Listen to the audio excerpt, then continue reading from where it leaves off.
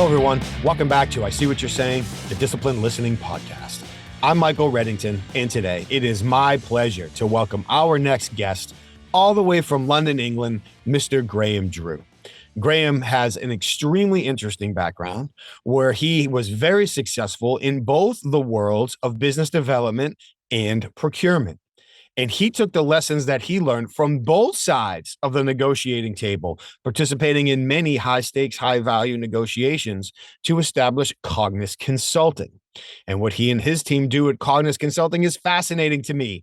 They work with their customers' customers to find out how his customers did during the business development process, during the customer onboarding and acquisition process, and even in maintaining the relationships. So again, he's going to work with his customers' customers to find out what went well, what didn't go so well, what did you like, what did you learn, what would you like to have seen more of, what new opportunities may have been missed or might be on the table, so that he can report back to his customers again and say, hey, here's where you're strong, here's where there's some opportunities, and here's how to continue to focus and develop the relationship moving forward. To me, that is fascinating. That's investigative interviewing at its finest. He and his team also teach advanced listening skills and, not surprisingly, advanced information elicitation skills. I really am excited to share this conversation with you today. Such a great guy, very entertaining, has so many great stories. Really, really excited to share this conversation. But before we do, we've got to thank our sponsors first. Please, for anybody interested in learning how to accurately identify what somebody's thinking or feeling in any moment, based on evaluating their changing emotions in the context of the situation, please head over to humantel.com and enter the code Inquasive25 to get 25% off of all of their online self-paced training. It is first in class, best in industry. Dr. David Matsumoto and his team have done amazing work over there. I've taken all of the training myself. I personally vouch for it. Please head over to humantel.com and check out all of the online training that they offer. Also, if you are interested in learning more about emotional intelligence, please head over to Emotional Intelligence Magazine at ei-magazine.com. There you can go through their ever-growing catalog of books, articles, podcasts, interviews, online training, in-person training, and beyond over at emotionalintelligencemagazine.com. And of course, for all of our professional interviewers or somebody like Graham, who has taken and passed the Certified Forensic Interviewer designation himself, please head over to the International Association of Interviewers. That's where you can learn if this is the right fit for yourself or your investigative organization. You can learn more about their online training, their in-person training events, the requirements to join. Of course, you can see their legal updates, any updates in the field of interview and investigation, new programs that they have coming. Of course, the member-to-member communication benefits and beyond. And yes, that is also where you will go to see if you qualify for the Certified Forensic Interviewer designation and if it is right for you at this point in your career with your career goals. So that is the International Association of Interviewers at certifiedinterviewer.com. So once again, thank you to all of our sponsors. Thank you to all of you for taking the time to listen or watch again today. We truly do appreciate it. And now, without further ado, I introduce to you Mr. Graham Drew. Graham, it is so great to finally see you. Thank you so much for taking the time to join us today. We've talked a little bit before over email. I'm really excited to start this conversation. I can't thank you enough. Say it one more time. Thank you for being here. Thank you, Michael. And it is a real pleasure to be here and a real pleasure to meet you. As you may know, I'm a big fan of the book. I've now read it 3 times. And I'm sure there'll be a 4th time. So there's so much in it. Fantastic book. Congratulations. I'm a huge fan. Well, thank you very much. I sincerely appreciate that. Thank you. And I look forward to someday reading yours as well, which is a conversation for another day. But I want to get that public peer pressure on the record. Thank you for that. I am excited to have this conversation. I feel like there's a big overlap with what we do in a lot of our perspectives, but there's also different ideas and thoughts and applications as well. And not just because we're on opposite sides of the Atlantic Ocean as we currently speak, but just how we interact with our customers and where we've come from and how we both arrived at where we are. So I'm excited, sort of, the high points. I would really appreciate if you could help us set the context by walking us through your journey for how you got to your current role. I'd love to. And thanks for the question. So So yeah, I guess if I wind the clock back, like more years than I care to mention, but something like 30 odd years, I guess now. My entree to the world of work was in computers, and I was a technician. So I was the guy that you'd call if you ran a data center or you ran a big computing system. I was the guy you called when it all went wrong, and I used to come out and do my best to try and make them work. And I very quickly, Michael, I very quickly realized I wasn't very good at that. But what I was good at, and I really enjoyed, was meeting the people. And you quite often met them in quite pressurized situations. You know, if IT systems aren't working, you know, a lot of potential impact to that. So I really enjoyed meeting the people. And that realization that it was more about the people than the IT set me on a bit of a path. And I took a career change into sales. I thought sales looks like fun, and still in technology. So selling tech, selling outsourcing, selling managed services, predominantly to kind of large organizations, big corporates. And I was okay at sales. I was all right at it. And again, it was all about the people for me. I really enjoyed meeting the people. And there's a theme with my career, Michael, which is sometimes I'll pivot just because something looks like it's fun. And that was the next move. A good friend of mine was CEO of a financial technology business in London. And one day just said to me, forget selling, come and work for me and set up a procurement function. So a global buying function, going to completely the other side of the table, going from selling to buying. And that was a blast. So I did that for a few years, learned just a ton of stuff, worked with some really cool people. And then almost like a natural development for that was to move into the world of negotiation. So I went to work for a very cool niche consultancy specializing in negotiation and worked with some just super bright, brilliant people. And now I run my own business, Michael. So now I run my own business, and clients predominantly come to me when they want to improve sales effectiveness, but they want to take the guesswork out of how to do that. So they want to improve the way they sell more, sell better deals, serve their clients better, but based on facts rather than assumption. I love it. And please name your business for us. I don't want to mispronounce it. Here's the commercial. Cognis Consulting, Cognis, Cognis Consulting. You can find me on LinkedIn. Please do. Please look me up. I'd love to talk to anyone who's interested in that kind of stuff. And we'll get that again at the end, and I'll have all the links in the show notes and stuff as well. But want to make sure if people right now are thinking, well, that sounds cool. Where do I find them? Bam, they know where to go look.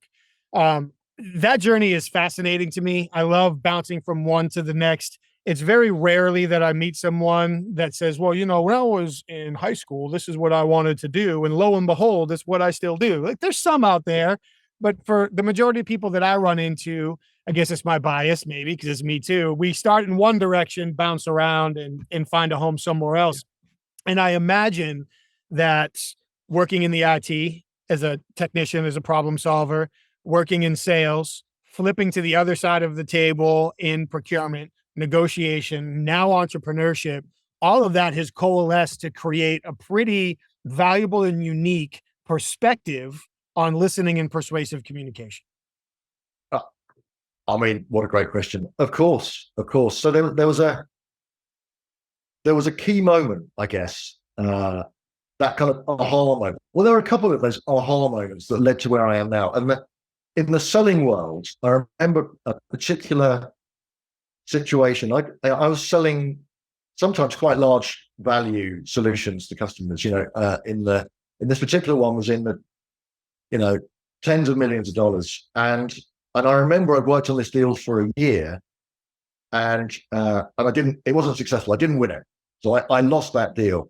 But I remember right at the end of that sales campaign thinking, these guys just don't get it. This customer just does not get it. What's going wrong here? And I was really confused and obviously very disappointed I hadn't closed it. And that set me thinking a lot. For years afterwards, set me thinking, I just can't unpick what's gone wrong. And the aha moment was when I switched to the other side of the table. I remember being a buyer, and I was trying to buy some software from a very large, well-known software vendor. And I was handing them this deal on a plate. I was saying to them, and this was a multi-million pound deal, and I was saying to these guys, do this, and you've got the business. And the do this was not difficult. It was kind of all within their means. It was not about price. It was some other things. And I said, just do it this way, and it's yours. But they couldn't do it. They just didn't do it. And in the end, I awarded the business elsewhere. And that was the moment. Piecing together my failed sales campaign, and trying to award this business. And I just suddenly realized this is dysfunctional. This buying, selling thing is dysfunctional. So what's going on? And I started unpicking it. And in the unpicking, I realized that listening is pretty much at the heart of it. So there's a contextual thing. The buying, selling thing can be adversarial, right? But there's a listening thing. And I was as guilty as anyone, right? We just weren't listening to each other. And I thought, I just wonder if there's something about not appearing to listen, but truly trying to understand where the other person's coming from and why are they saying what they're saying in the way they're saying it? Why is that so important to them? And that was the moment. From when I had that kind of epiphany, I thought, yeah, there's something here. And that set me on a journey and off I went. I love it. And two huge things there. First, lots of credit to you for being able to take those events and link them together. Like, how many people, myself included, have experienced a failure and chalked it up? Either I took responsibility for it or I blamed it on someone else, because let's face it, that's more comfortable and convenient. How could it ever be my fault anyway? So we chalk it up. It's a failure. We put it in this bucket over here and we forget about it. It's gone. That was a singular event. Didn't go our way. But for you, not only to hang on to that, not in a negative way, but to learn it, use it as an anchor, build from it, and then correlate it to an opposing event and say, wait a minute, I've now been on both sides of this failed opportunity. I've seen the misunderstanding from both sides of the table. Let's put this together and start solving this problem. That's huge. I don't know how many people would have made that connection. Yeah, it wasn't an easy connection to make. There was a lot of pain involved in that, Michael, but I was hugely helped by context, because I took this leap of faith around changing career and just moving from sales to procurement, which, I was very fortunate. Very few people get that opportunity. And I was in a position where my personal circumstances meant I could take that risk. A lot of support from my wife, and I may not have been very good at it. It might not have worked. As it happened, it was okay, right? But so circumstances played a huge part of that. And just the ability to not have to not have to try and empathize with the other side, because I now was on the other side. I was seeing that firsthand, and that just taught me such a lesson about what it's really like to walk in someone else's shoes. And I now try, like we all do, I guess, we try and imagine what that's like. We try and be empathetic in your world and my world, listening. That's really important, to try and understand what it's like for the other person. And we can only do our best. But having the opportunity to actually do that was so powerful. I can imagine it was. And when you think about that sales versus procurement, you mentioned, there can be that, you didn't use the word animosity, but I can't remember the word that you did use, but coming from opposite sides of the table. So you have the adversarial was the word that you used. If I think hard enough, I'll get there. You have those adversarial expectations, which then frames how we potentially listen. If we're going into a conversation thinking this person won't understand, won't see it this way, then we're going to manifest that into reality. So there's a term that you use that I'm guessing, really helps address that. And I'd love to hear more about where it came from and how you apply it, what it means. I believe you call it outside in listening. Quite right.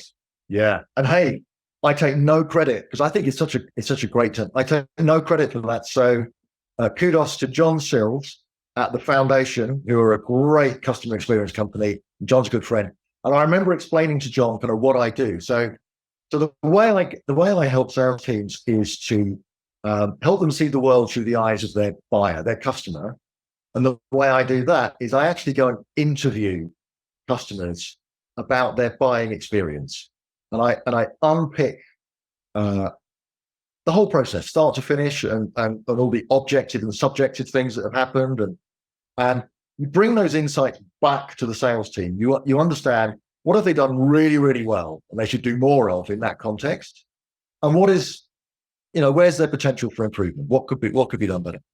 And I was explaining this to my friend John Sills, and he said, "Oh, yeah, outside in thinking." I thought, "Oh, that's so cool. I'll have that. I'll take that."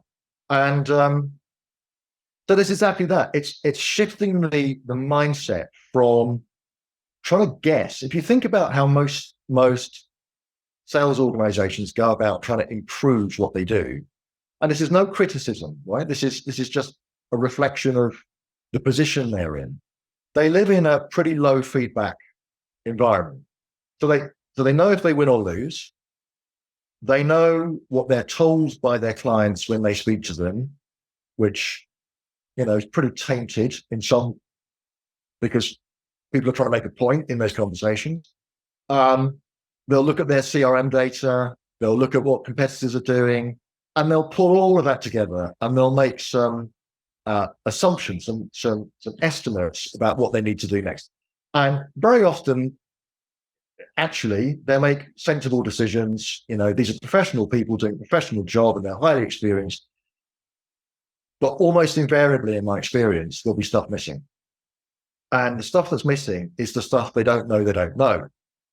So that's where I come in. I bring in those nuggets of information, those little bits of information normally that says, did you know when your salesperson did this, that created huge value for the client? And you probably didn't even know that, but that created massive value, created momentum, distanced you from the competition, hugely positive, and vice versa. Did you know that when you did this thing, that really damaged your position?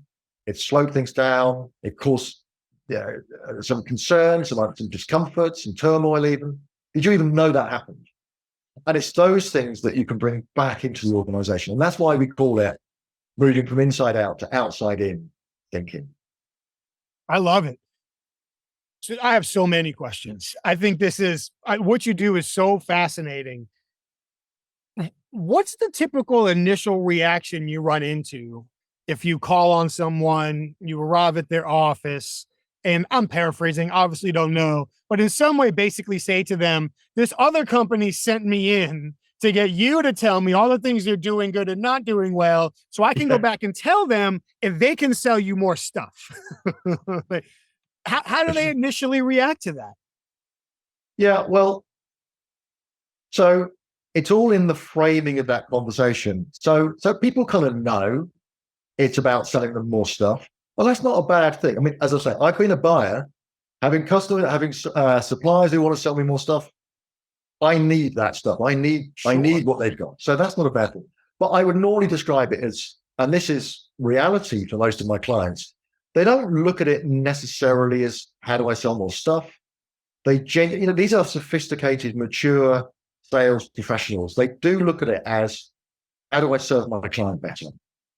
Of course, they are primarily interested in velocity of sale, deal value, better qualification. Of course they are. That's their job. But the stereotype that some people may have of the kind of one-dimensional salesperson, I don't come across that. I come across professional, thoughtful, considered salespeople who want another tool to help them. To answer your question, how do people react to that? How do the customers react to that? If we approach them in the right way, and I've spent about 10 years learning the right way to approach people to get the best opportunity for people to say yes to a conversation. If we approach it the right way, we enable people to feel like it's them telling their story. which is what it is, right? That is exactly what, when I carry out these interviews, it is about them telling a story. So we create the conditions where we say, look, we are genuinely curious about your experience. And of course, the beauty and the value of having an independent person coming to do that is I carry no judgment, no bias, well, as little as I can. I certainly carry no baggage. You know, I'm not vested in the campaign that was run or the win or the loss. That's not what I'm interested in. I'm interested in what actually happened. So when people understand that I'm approaching this from a perspective of genuine curiosity, real humility, but unlike in this podcast, my job is actually to shut up and not talk too much in those interviews. So I'm there to ask some questions, but really just to listen. Then the vast majority of people are very happy to speak. And the testament to that, by the way, is what normally happens. So is an interviewee, a customer will say, well, I'll give you kind of like 45 minutes. That's great. And most of the interviews we do go for at least an hour to an hour and a half at their request. And very often we're asked, actually, come back and ask us more, or can we send you some more information on email, or can we have a follow-up in a month? So to me, that's always a sign, you know, if a customer asks, can we talk more? I think we're doing something right. No doubt. No doubt. When they're choosing to spend more time with you, you're doing multiple things right, for certain. I think this is great. I don't want to ask you to give away anything that is confidential. By all means, I know there's likely NDAs with what you do, and I want to be very respectful of all of that. I love what you said is, by and large, you're going in, you're listening. We're going to ask a couple of questions to tee them up, get them rolling. We're going to use genuine curiosity, humility. We're here to learn, you know, just the facts. I'm not vested in the outcome. I'm just here to gather the facts. Are there, to the degree that you can share, are there questions or opening lines that you typically see to be more successful, encouraging people to begin to open up with you? Yeah, definitely. And I mean, it's just, this is just so easy. It's so simple. And even if it's not me doing it, I'd encourage anyone speaking to a customer, just open up. If you think about what we're trying to do, we're trying to really understand what's important to them. That's my job, is what's important to them as a customer, as a person. And so the way we always start every interview is we sort of set out a little bit about ourselves, and we say, you know, these are the types of areas we're interested in. Maybe predominantly, you know, how was your buying experience from start to finish? And then we just say, tell us the story, over to you. That's it. And what's fascinating is it gives people the blank canvas to tell us whatever they want to tell us. And what's really interesting is sometimes where they start in those conversations is nowhere near where I thought they might start. If I'd asked a question, you know, if I started those conversations with, hey, tell me about the first meeting where the salesperson demonstrated the product, say, you know, well, then they're going to talk about that because they're being led very strongly by me. They'll be respectful of the interview type setup. So I'm immediately channeling them into a particular place. Whereas that free narrative question, which is, just tell me, how was it for you? Tell me the story. You know, tell me about your involvement. Then people can start anywhere they like, and they'll go everywhere. And as we know from your book, where they start might not be the most important thing. But giving people the opportunity sometimes just to assemble the thoughts in their own mind. It's kind of what I'm doing here, really. You know, your question has made me think. And as I'm speaking to you, I'm pulling different strands and I'm thinking about different aspects of this. And that's what we see customers do all the time. So they'll start somewhere, they'll go off somewhere, they'll come back, but they'll tell the story in a way that makes sense for them. And what that means is, firstly, they feel like they've been heard. Well, they have been heard. Well, that's why I'm in the conversation. But also then, if there are areas we want to probe a little bit more, we've sort of earned the right a little bit to ask some questions because they felt like they've been heard, they have been heard. Now we can start to just nudge it in a certain direction to understand a bit more about something that might be, really, we're really curious about, for instance, Of all of that, so sometimes the hardest part about doing this is not jumping in on you. You're like, yes, yes, yes. So much value there. Probably the piece I love the most is the concept of earning the right to ask questions. Yeah. And I feel like, ironically, perhaps in investigative interviewing and in sales, we don't realize we have to earn the right to ask people questions. Just showing up and wanting answers isn't enough. People genuinely know that I'm using the information they're giving me for something that I want, which, to your point earlier, is kind of how business is done. That's not necessarily good or evil. Like, you need to buy something. I would like to sell something. If it's a match, awesome. If it's not, okay.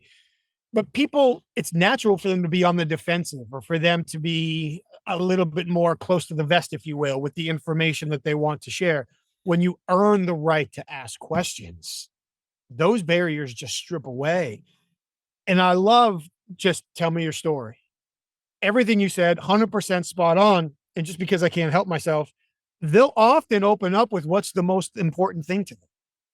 So if they're really happy about something, there's a chance that comes out first. If they're really pissed about something, there's a good chance that comes out first. And then in that emotional state, you get to see how they really think and feel, their word choice that they use, all things that I know, they're nonverbal. You start getting the story within the story without directing the conversation. And it's an interviewer nerd speak. And I got this from Dr. Ed Geiselman, obtaining the untainted narrative. There you go. I want to get it from you without me screwing it up, and then we'll go from there. Exactly it. And it's interesting, something we do see, to your point around people talk about the most interesting stuff first. What we see is sometimes people will talk with what's current. So when we do these interviews, we might be interviewing a customer who made the purchase, say 4-8 weeks previous, and now they're using whatever they're using, the software, the service, whatever it is that they're using.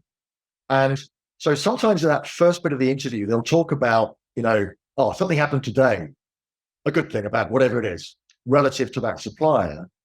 And that's really relevant. I want to hear that.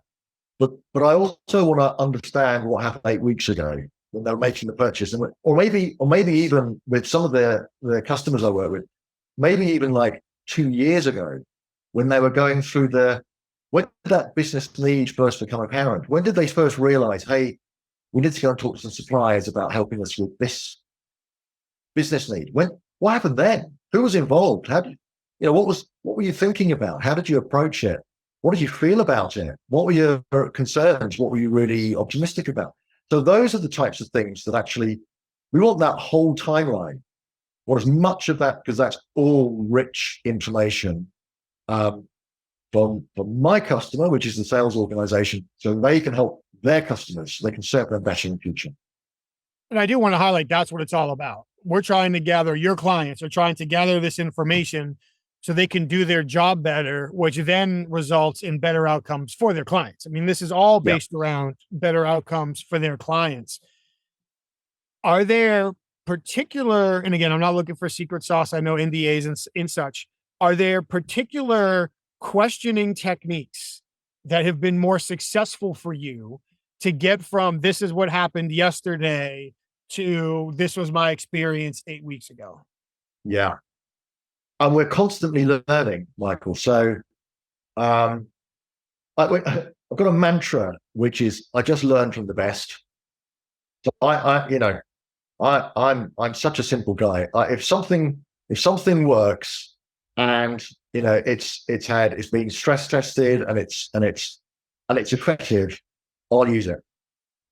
So the reason I say that is, as you know, I think I may have mentioned a while back,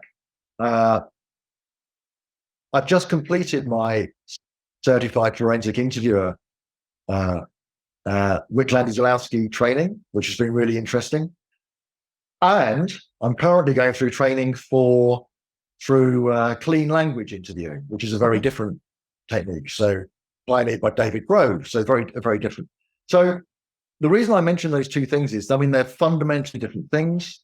But it's all part of this learning from the best. We take the best from the best and use that. So to answer your question, are there certain sort of questions that give us the best answers? There are, and what I'm learning is to try and keep them as untainted as possible. So a good example, and this is a bit of recency bias for me, because just as I've been debriefing one of my customers, a sales organization, earlier today. In their sales process, there was a delay introduced by the customer because some stuff happened and they had to delay the buying process by 2 months. And so that was important to understand what happened and why and so on. And of course, the temptation when I'm interviewing the customer is to say, oh, there's a delay, so the temptation would be to ask, well, what was the impact of that? And of course, what I've learned is that's actually not a great question to ask, because I'm projecting on my interviewee that there was an impact, and that the word impact normally is associated with something negative. So, a cleaner question would be, so then what happened? And actually, it's all going back to this first part around trying to give all the space to the other person to talk. They're not interested in me. I am very, very interested in them. So I want to create the conditions where they can go anywhere and everywhere that's relevant to them, because what's relevant to them is, in effect, fact for my customer, the sales organization. What a wonderful way to look at it. What's relevant to them is fact for you. And let's not debate it. Let's not confront it. Let's not worry about it. I mean, we've all heard perception is reality, but I love the way that you just said that. That's awesome. And congratulations on going through the CFI program. I just wrote down clean language. I'm gonna check that one out as well. Yeah, very cool. The point you made about our word choice, our delivery, how that can impact their answer, because whether we realize it or not, we convey assumptions or expectations, which then change how they put their answer together and deliver it to us. I couldn't help but think, as I was listening to you say, well, a different way to ask it would be, and I would love your honest feedback on this. A question I like to use if I'm trying to link somebody from a present event to a past event, contextually, of course, when it's appropriate, is to ask how that aligned with their expectations. Because in theory, once they start talking about their expectations, they're now talking about the previous event.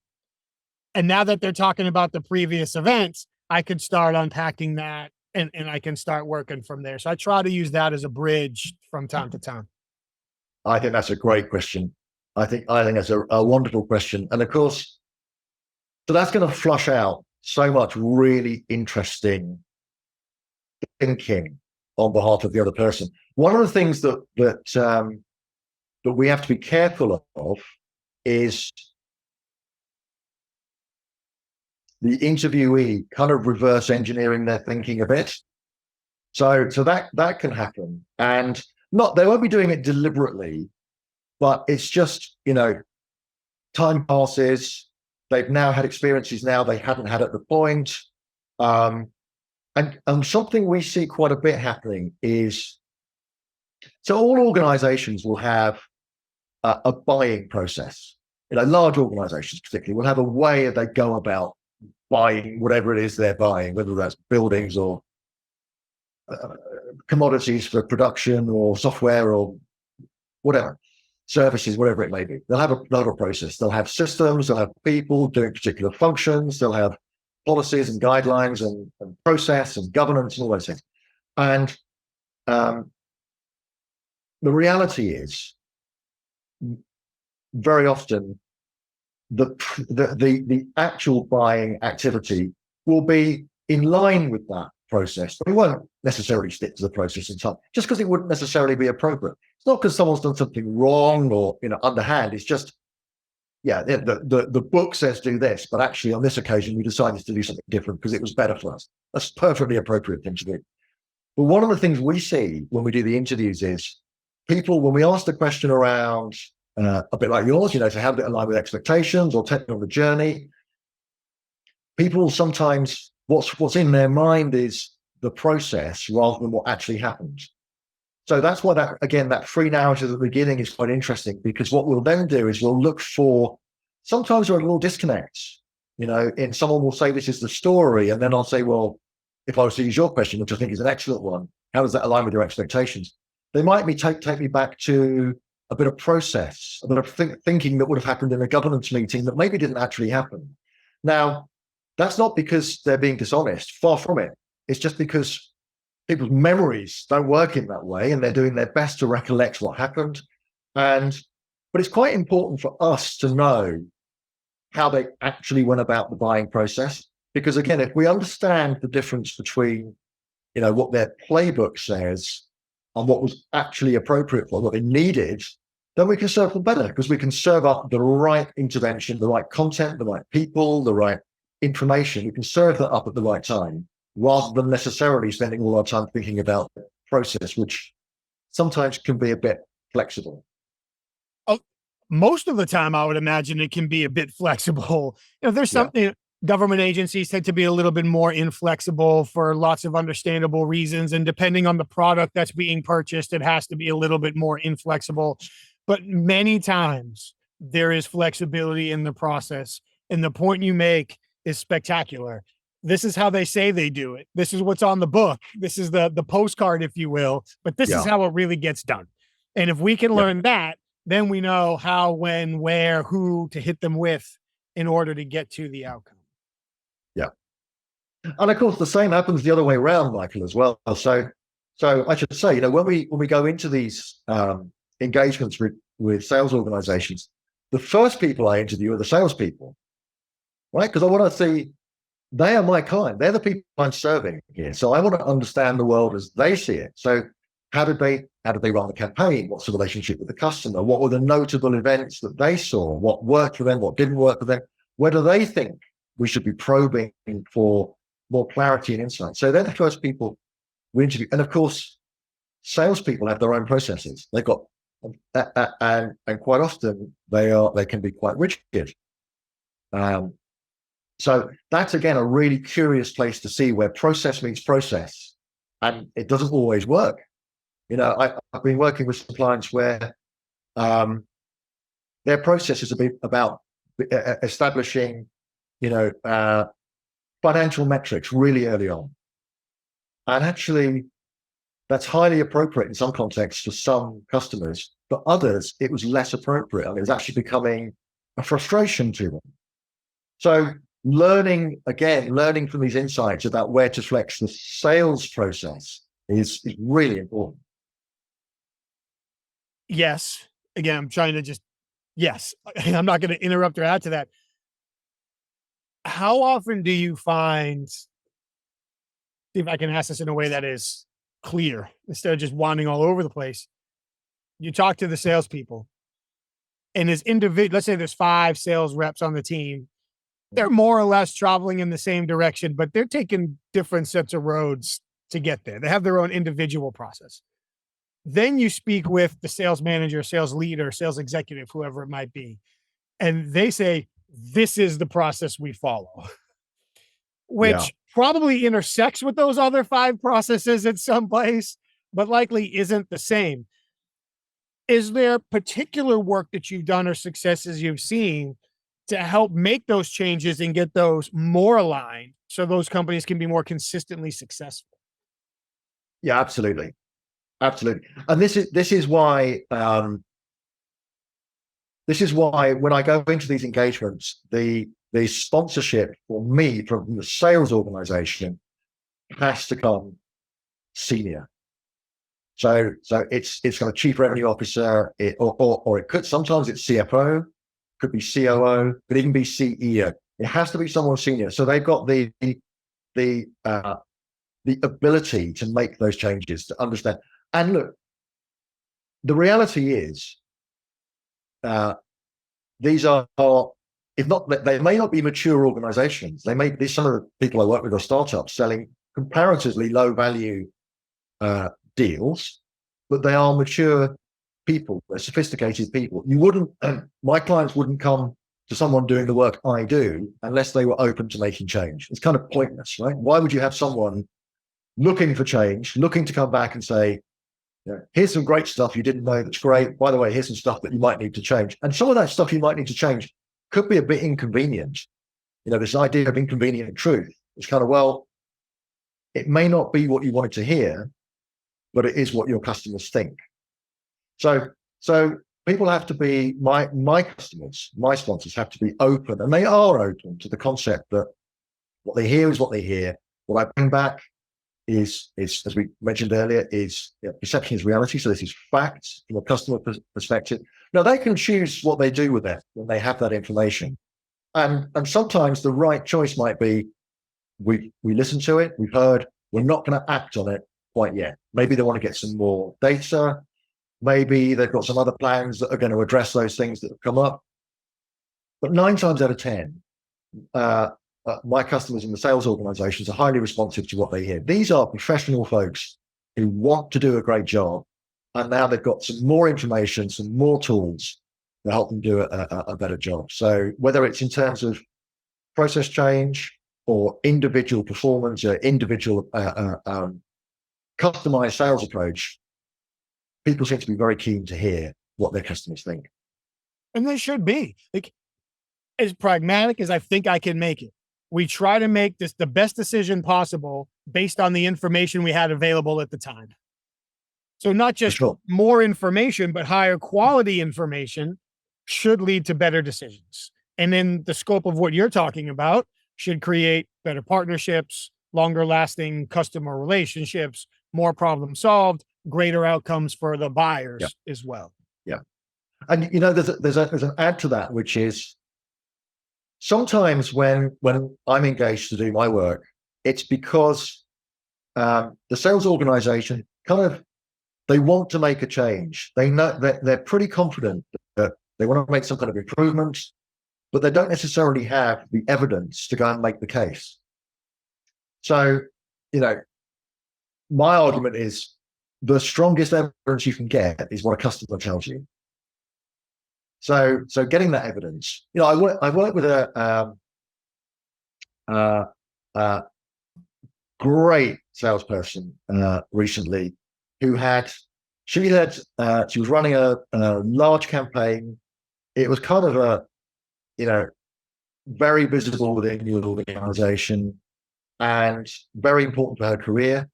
And she took a very courageous decision early on in her sales process that she would deliberately frustrate the buying process because she felt that the buyer hadn't quite understood what the power of what they could be buying. They hadn't quite got the solutioning quite right, and she wanted to bring some fresh thinking to that. So with her potential customer's best interest at heart, she broke the process. And she took a bit of a binary call, which is she went back to the potential customer and said, I'm not going to participate in your process as you set it out, but I'd love to help you fix your problem. And if you're willing to engage with me in a different way, then, I'm here to help. If not, then I'm going to respectfully withdraw. Now that was the easy choice for her would have been to just stick to the process and try and slug it out with everyone else. And she may or may not have been successful. Her assessment was that wasn't the way to do it, and she took the decision to frustrate the process, completely change the buying approach, and she ended up being successful. Right? Now, why do I tell that story? I tell that story because that was a particularly courageous move on her part, and it was really, really helpful for her and for the organization she works for to understand the effect that had on the buyer. So when I interviewed the buyer, yeah, of course, their story is they were really frustrated at the start because they had a potential supplier who wasn't going by the process, who was stepping outside processes and all these things. But actually, their observation at the end was they were so pleased that it happened, and they'd learned a lot, and they got a richer solution as a result. That's a great example. Moving forward in that direction of what you've learned from the procurement side, the buyers that you speak with on behalf of your clients, what are some of the important, consistent takeaways that you hear that if sales representatives or sales organizations did more of these, they should be more successful over time? Yeah. Well, there's going to be no surprises in these, right? Because this is, and I'm conscious this is so easy to say, but sometimes very hard to do. So the consistent themes are the salespeople just. I'm not going to say forget your sales process because that wouldn't endear me to my customers. But I'm going to say understand that your sales process is there as a tool. It's not the rule. And certainly, as a salesperson, don't let your process dictate something that's contrary to the needs of your customer. And I say that it's easy for me to say. I know in some organizations that's a difficult thing to do, but so often I see language, I see activity, I see process be driven by salespeople that is not necessarily counter to what the customer needs, but just isn't necessarily in the right sequence, not in the right timing. So that's a thing. I think there's another thing which I see, which is really listen to the client. So not just listen to what you need to hear for your qualifications or to further your own aims, but really listen to what's going on. Stuff that would be instinctive for you, Michael, given your career and your expertise. But for some folks, it is something that, me included, we have to work at this stuff, right? I have to work to really dig underneath what a customer's saying. So take the time to really dig underneath. I think there's something about sometimes there's a mismatch of styles as well within sales teams. Sometimes the feedback I get is, and I'll just pick some examples. This could be the other way around, but sometimes I get feedback like, "Oh, the first bit of the buying experience was so good and it was so helpful. We got to the negotiation; it was terrible." Or sometimes it was really, really difficult to get the information we needed, and they made it so hard, and they seemed to be so protected on what we wanted, and we wanted to have a trial, and they wouldn't let us do it. But when we got to the negotiation, it was so easy. They're just so easy to do business with. So that's a thing that is frustrating to buyers, but also causes a level of discomfort.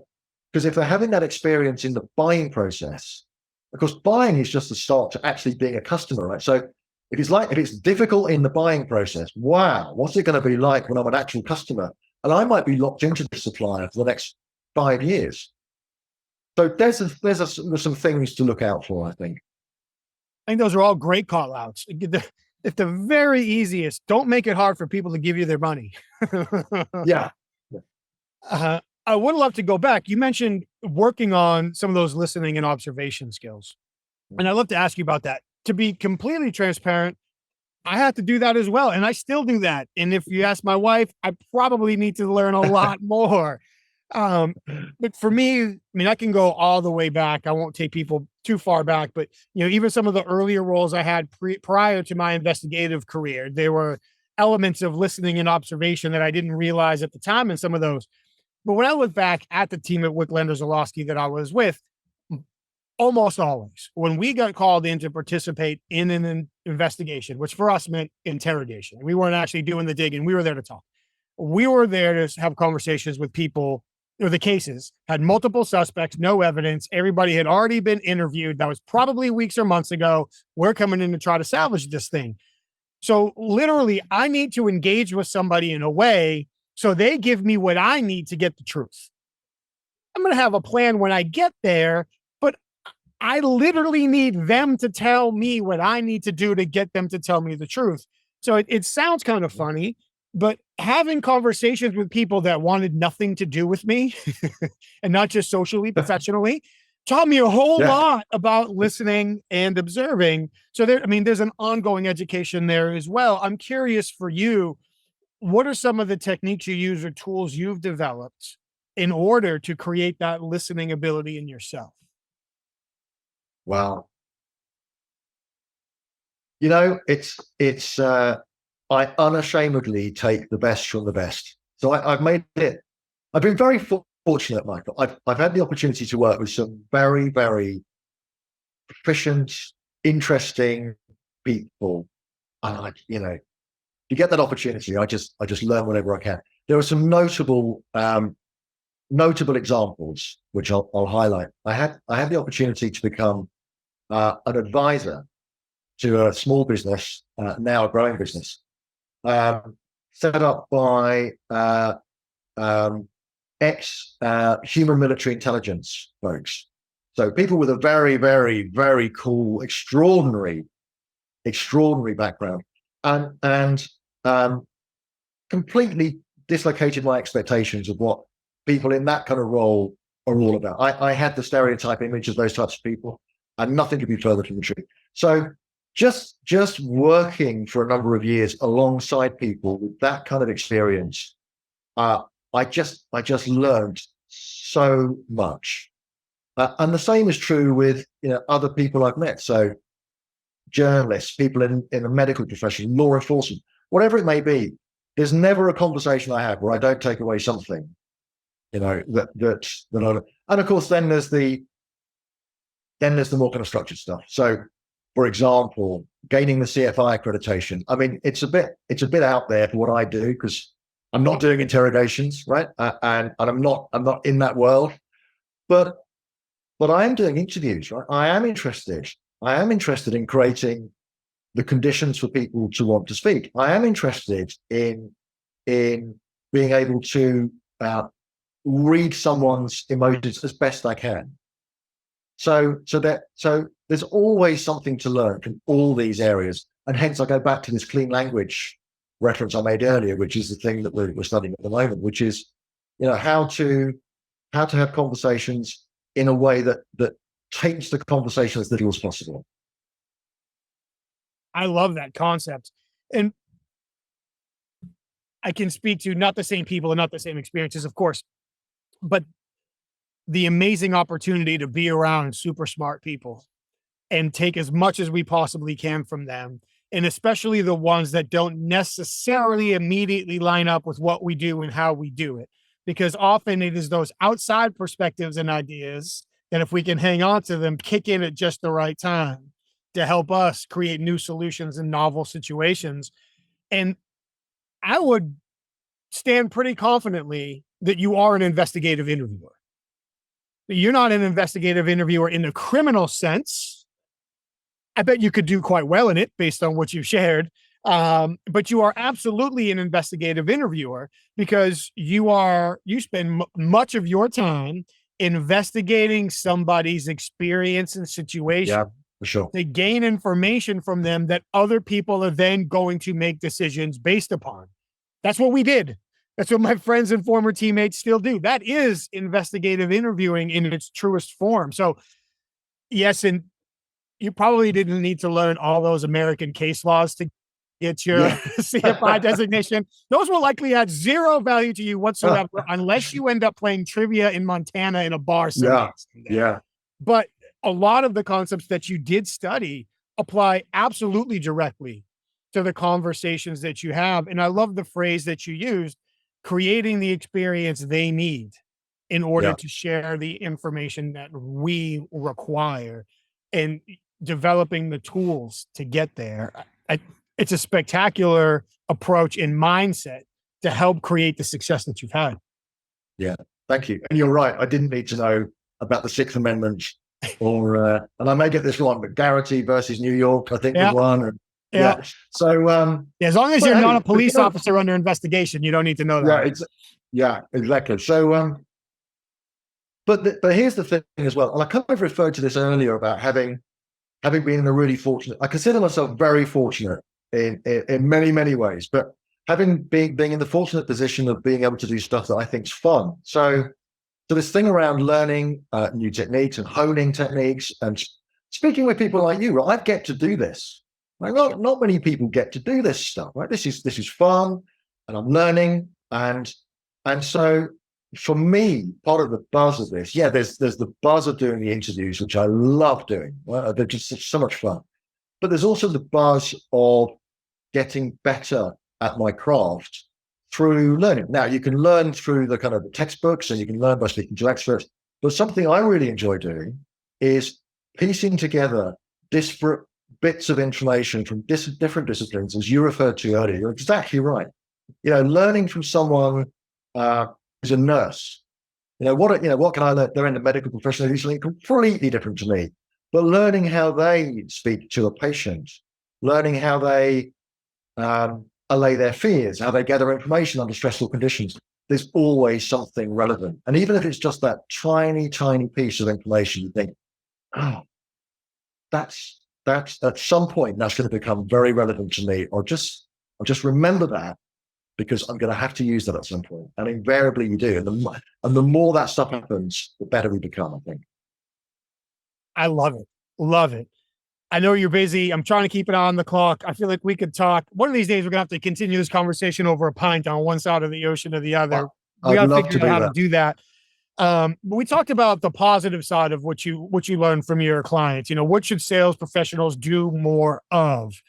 Without using specifics? I don't want to jam anybody up.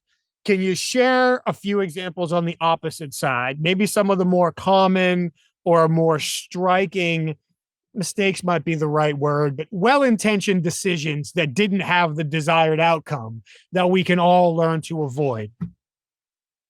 Yeah. Well, there's the obvious stuff, right? There's the obvious stuff of, from a sales perspective, there's the obvious stuff of letting commission end of quarter drive your activity. I mean, it's just, and again, like I get it. I've been a sales guy. I've been there. I've been on, commission schemes. I get it. I really do understand what that's like.